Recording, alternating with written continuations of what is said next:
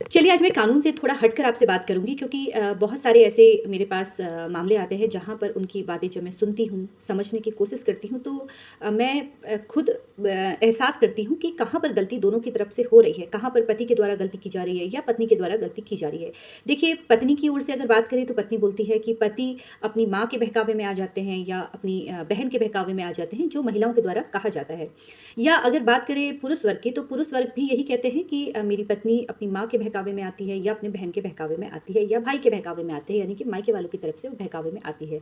देखिए, अगर आप दोनों का रिश्ता कमज़ोर है, तो वो महिला या वो पुरुष साथ में कोई उनके काम करता है, उनके बहकावे में भी वो आ जाएगा।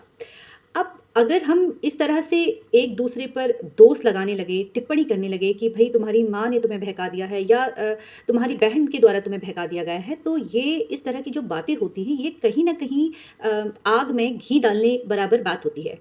कहने का तात्पर्य मेरा ये है कि अगर आप सामने वाली पार्टी से ये बोलते हैं कि तुम्हारी माँ के द्वारा हमारे घर पर आग लगाई गई है या तुम्हारी बहन ने इसमें इसका बड़ा रोल है हम दोनों को अलग करने के लिए, तो यहाँ पर आप दोनों की बात दिन प्रतिदिन बढ़ती ही चली जाएगी। जहाँ पर घर वाले आ जाते हैं, जहाँ पर आप मायके वालों की बुराई करेंगे, तो कहीं न कहीं आपकी पत्नी को बुरा लगेगा। ठीक इसी प्रकार अगर कोई वाइफ़ अपने परिवार के अन्य सदस्य यानी कि पति के घर के सदस्य के बारे में बुरा-भला कहेगी, तो पति को भी ज़ाहिर-सी बात है बुरा लगेगा। जब लड़की को बुरा लगता है, तो पति को भी बुरा लग सकता है।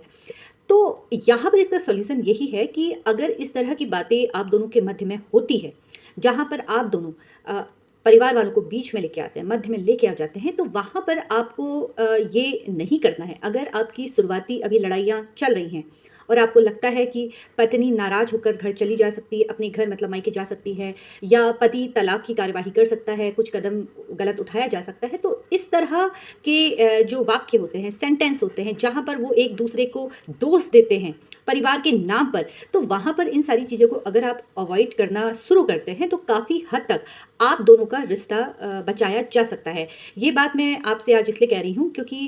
इस तरह के मामले बहुत आते हैं जहाँ पर पति-पत्नी के बीच में सब कुछ ठीक है, पति भी बोलता है कि नहीं मेरी पत्नी बिल्कुल ठीक है, उसका नेचर ठीक है, लेकिन वो मायके वालों के बहकावे में आ जाती है। या पत्नी की ओर से अगर कहा जाए, तो पत्नी भी यही बोलती है कि मेरे पति ठीक है, लेकिन वो अपनी माँ या बहन के बहकावे में आ जाते हैं। तो इसका सीधा-सा एक सॉल्यूशन मैंने आपको बताया कि आप दोनों के बीच में जब भी लड़ाई होती है, मतभेद होते हैं, तो वहाँ पर आपको करना ये है कि शांत रहना है, एक-दूसरे के परिवार के बारे में गलत ना बोले। जिस तरह से लड़की को बुरा लगेगा, ठीक उसी प्रकार से लड़के को भी बुरा लगता है। बैठिए, बात कीजिए और अगर आपको लगता है कि नहीं आप दोनों के बीच में बातचीत दोनों की नहीं हो सकती है, तो तब जाकर नहीं तो आप किसी तीसरे को बीच में लेके आइए, कोई एक ऐसा तीसरा व्यक्ति जो आप दोनों को सही तरीके से गाइड कर सके। लेकिन मैं आपको बता दूँ जितना सही